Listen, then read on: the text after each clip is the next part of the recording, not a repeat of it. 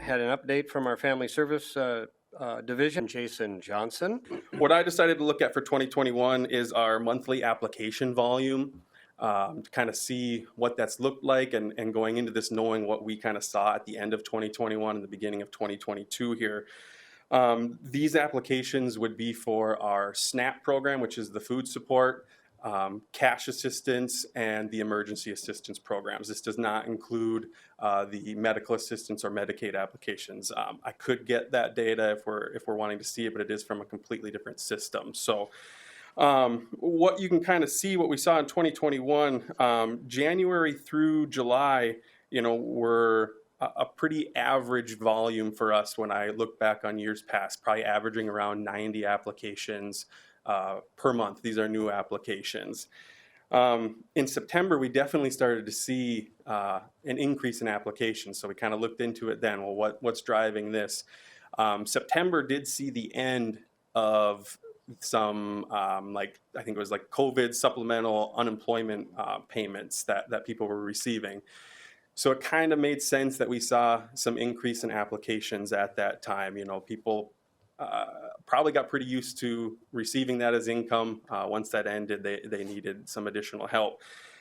That uptick kind of continued through the end of the year until we hit January of this year. We saw a massive increase in applications, and really had to look into why that was happening at really a level we hadn't seen before.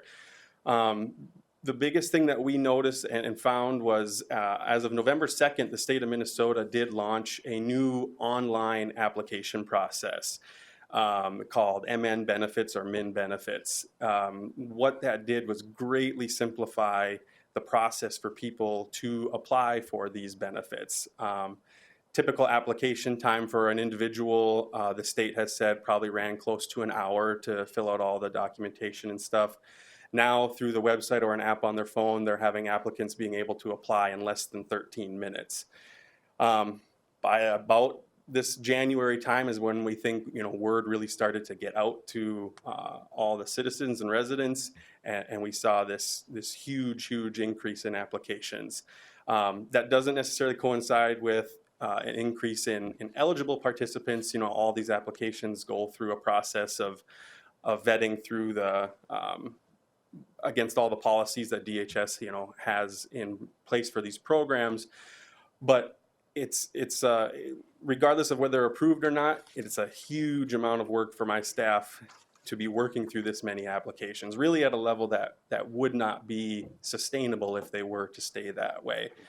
I would like to say, over the last week, maybe two, we've noticed levels kind of seem to be returning back to normal, which is what I had hoped back in September, October, even in November, but we kind of got our fingers crossed right now that we're seeing that drop down, and that was probably just a big spike due to this new system.